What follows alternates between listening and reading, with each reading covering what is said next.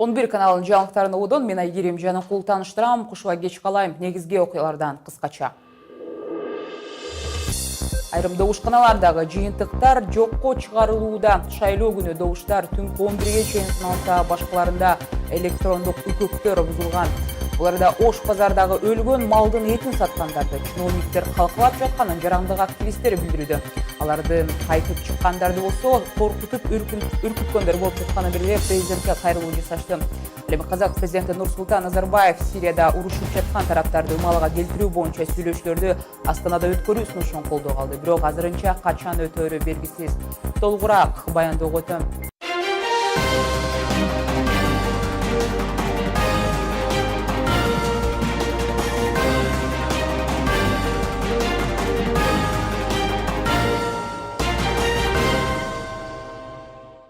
Обул өлкөдө кабарлардан шайлоо карата ачылган Борбор-Каладагы номер 10-44 участкасындагы добуш берүүнүн жыйынтыктарын жокко чыгарылганын Борбордук шайлоо комиссиясынан кабарлашты. 11 декабрда өткөн жергиликтүү кеңештерге шайлоо жана референдум маалында аталган добушканада электрондук үкөк бузулуп бюллетень алган шайлоочулар кезек күтүп калышкан. Мындан тышкары Жалал Абад шаарындагы номер 2096 добушканадагы жыйынтыктар жокко чыгарылды. Бул добушканада шайлоо кечки саат 8-де эмес, түнкү 11-ге чейин уланган. Мындан тышкары шайлоого катышкан жарандардын саны бюллетендердеги эсептен ашып кеткен. Ошондой эле Жаңы шаар партиясы Чүй облусунун Карабалта шаарды кеңешинде өткөн жок. Жергиликтүү кеңештерге өткөн шайлоодо партиясынан алган добуштарды жокко чыгарылды. Буга чейин Жайлы райондогу ички иштер башкармалыгы бул партия шайлоочуларды сатып алганы тууралуу материалдарды Борбордук шайлоо комиссиясына жолдогон болчу.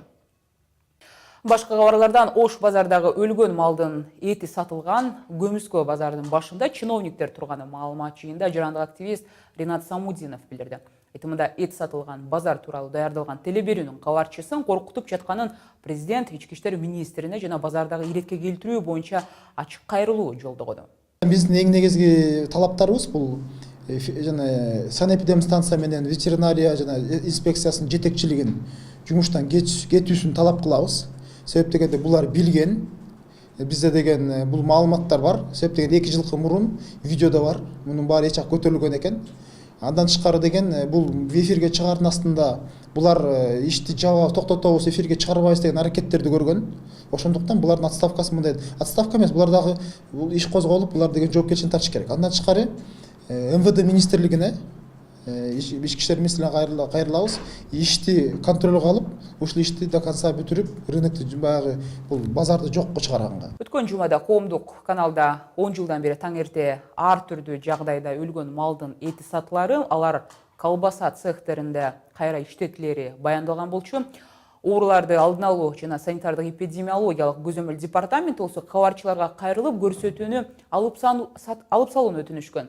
Көмүскө эт базары тууралуу аталган департаменттен 11 каналына мындай деген жооп болду. Рейды каждый день. Ровду там администрация Ленинского района и наша ветеринарная служба. Постоянно, каждый день. Все начинается до 8. Поэтому постоянно проверка контроля и создана комиссия межведомственная. И вот каждый день работает этот комиссия. Жаңылыктарды улантабыз. Якутияда Ил-18 учагы авариялык түрдө конгонун РИА Новости билдирет. Маалыматка ылайык учактын ичинде 32 жүргүнчү жана экипаждын 7 мүчөсү болгон. Учак Канск аэродромунан учуп чыгып, Тикси аэродромунан 30 чакырым алыстыкта жергиликтүү убакыт боюнча саат 4:45-те авариялык конууга мажбур болгон деп айтылат маалыматта. Анткени буга чейин учакта 30 адамдын баары тең каза болгондугу тууралуу маалымат айтылган болчу. Кийинчерээк болсо бул маалыматты Орусия жокко чыгарган. Алдын ала маалымат боюнча кырсык учудагы катачылык жана оор аба ырайынын шартынан улам болушу мүмкүн деген версия айтылууда. Дүйнө кабарларына келели. Казак президенти Нурсултан Назарбаев Сирияда урушуп жаткан тараптарды ымалага келтирүү боюнча сүйлөшүүлөрдү Астанада өткөрүү сунушун колдоого алды. Бирок азырынча качан өтөрү белгисиз. Москва менен Анкара Алепподо жайкын тургундарды эвакуация кылуу боюнча сүйлөшүүлөргө ортомчулук кылууда. Бул арада Алеппо шаарынын чыгыш тарабында курчоодо калган калкты эвакуациялоо иштери уланууда. Бул аймак Сириядагы куралдуу оппозиция ээлеген жер болуп саналат. Белгилей кетсек, аталган жерге ондогон автобустар жана тез жардам кызматы келип, курчоодо калган калкты Идлиб шаарын көздөй алып кетишкен. Көчүрүлгөн калктын арасында миңдеген ашуун жарадарлар бар экендиги айтылууда. Буга чейин Сирия армиясы Алеппо шаары толугу менен өкмөт күчтөрүнүн көзөмөлүнө өткөнүн жарыялаган. Ал эми Сириядагы курмандыктар эскерүү иш-чарасы Бишкекте дагы уюштурулмай болду. Тактап айтканда 20 декабрда өтө турган тынчтык жыйын тууралуу уюштуруучулардын бири Руслан Бекназаров 11 каналына буларды айтып берди. Бизде уюштуруу тобу ушундай форматта өткүзүүнү чечтик. Бул дүйнө жүзүндө мусулмандар чыгып, ошого кайдыгер эмес экенин өзү хадис бар. Ар бир мусулмандын бир тууганы деген. Мусулмандар бир дене сыяктуу. Кайсы бир орган оорусо дене чымыркайт деген.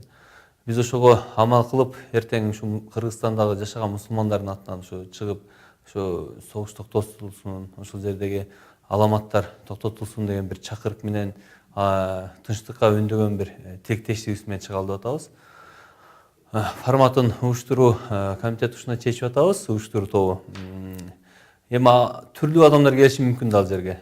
Ушул максатыбыз жоголуп кетпеш үчүн эч кандай мындай сүйлөө менен эмес, мындай үнсүз бир өзүбүздүн тилектештигибизди билдирели деп атабыз.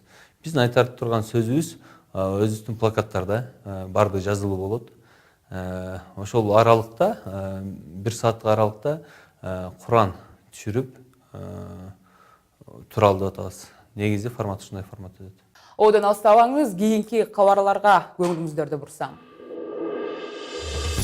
Бишкекте алгачкы жолу балдар хосписи ачылды. Аталган жай рак дартына жана башка айыксыз ооруларга чалдыккан балдарга кам көрүүгө ыңгайлаштырылган. Буларда Бишкектеги каалаган жерде соода жасагандарды жазалоо уланууда. Мыйзамсыз соода жүгүрткөндөргө 2000 сомдон айып салынды. Ал эми Борбор калаада башкы балатынын оюнчуктары жанды салтанат, концерт жана флешмоб менен башталды. Кайрадан Кыргызстандагы жаңылыктардан милицияга пара сунуштаган Улуттук университеттин ректорунун орун басары Нурзакан Асанбековго карата Ленин райондук соту айып пул салды. Маалыматтарга караганда ушул жылдын февраль айында студенттерден түшкөн каражатты кымырып алган факты боюнча текшерүү маалында милиция кызматкеринин ишти токтотуу үчүн 100 000 сом акча сунуштаган. Бул окуядан кийин Асанбеков камакка алынып, анын эсепчиси болсо үй камагына чыгарылган. Соттун чечими менен ректордун орун басарына 550 000 сом айып салынса, анын бухгалтери 300 000 сом казынага төкмөй болду.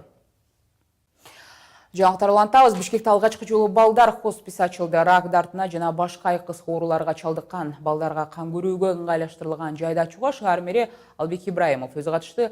Хоспис Борбор калаанын Жаш гвардия бульвары номер 71 дарегиндеги имарат бөлүнүп берилген болчу. Мурда аталган имаратка номер 2 кургак учукту дарылоочу балдар ооруканасы жайгашкан. Ал ооруканада шаарда кургак учукка чалдыккан балдардын саны азайгандыгына байланыштуу жоюлган эле. Имараттын ремонтун президент Алмазбек Атамбаев өзүнө жоопкерчилигин алды. Жалпысынан 3 миллион сом кетти. Ал эми коммуналдык кызматтарды шаардын мэриясы төлөп бермей болду. Кошумчалай кетсек, шаардын мэриясы хосписти коммуналдык тейлөөнүн чыгымдарына өзүнө алат жана имараттын ижара акысы боюнча 100% жеңилдик берүү маселесин шаардык кеңештин кароосуна сунуштайт. Бишкекте жыл башынан бери 540 мыйзамсыз жерде соода кылган жерлер жабылды. Бул туурасында шаардык мэриядан билдиришти. Ал сак Ленин райондук аймагы боюнча өткөрүлгөн рейдте Кулиев көчөсүнүн тегерегинде лицензиясы жок иштегендердин жумушу токтотулган. Ал эми Ош базарынын аймагындагы Берекет соода үйүнүн жанындагы дары-дармек саткан 3 жердин мыйзам бузуулары тууралуу иш экономикалык кылмыштар боюнча күрөшүү кызматына жиберилди. Учурда Бишкектин ар бир райондо уруксат берилбеген жерлерде соода кылгандар боюнча текшерүүлөр уланууда. Сал кызматкерлери мындай соода жүргүзгөндөр боюнча протокол түзүп 2000 сомдон айып пул салууда. Бүгүн Ала Тоо аянтындагы жаңы жылдык балатыны жандандыруу аземинде Бишкектин айрым көчөлөрү жабылды.